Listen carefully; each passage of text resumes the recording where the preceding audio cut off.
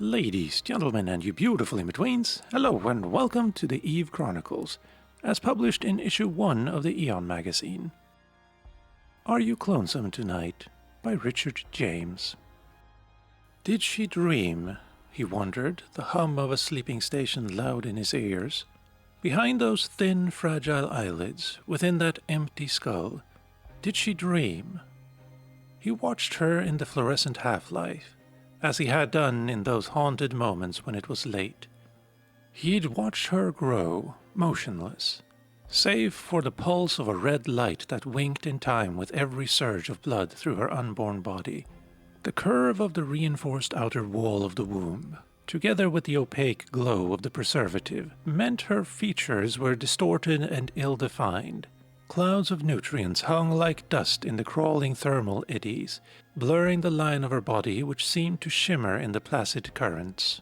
He cast his eyes across her again now, tracing a line from the umbilical tubes that linked her to the mechanical placenta, to her arms folded across her breasts, ending in loose clenched hands that imperceptibly would drift towards her temple, as if to guard dreams?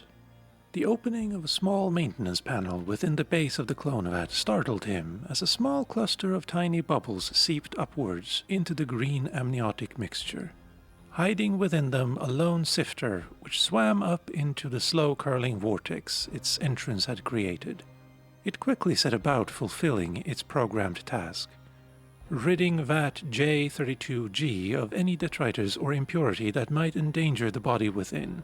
He watched it busy itself, tendrils flicking from its smooth pebble-like form, sampling for nutrients and toxins and thermal consistency, whilst parabolic arms stretched out from its spider-like abdomen to dismantle clods of dead tissue and strings of fecal matter that had escaped the young woman's orbit.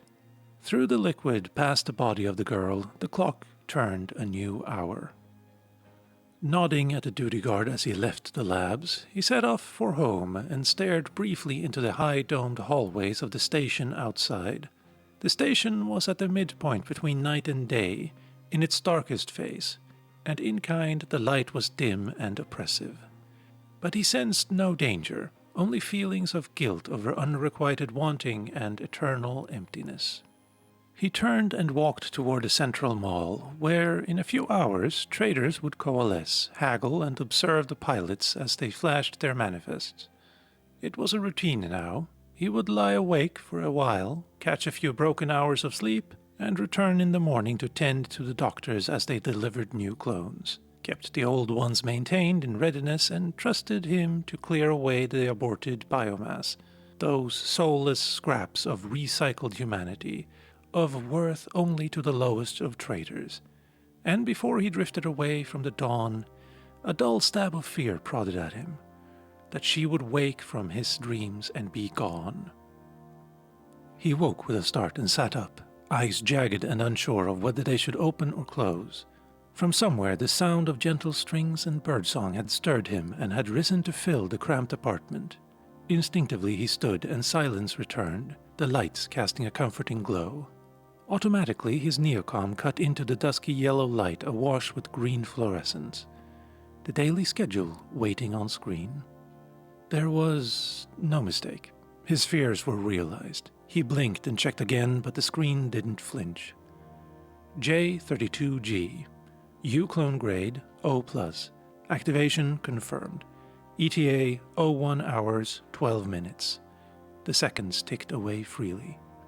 He checked the attachment and it filled the screen. The standard Concord kill mail. Time, date, place of death, and the name that until that moment had been denied him. The name of a murderer who in her last gasp of life would steal away his love and never return her. Nothing. A number, a designation, stretching into infinity, repeating.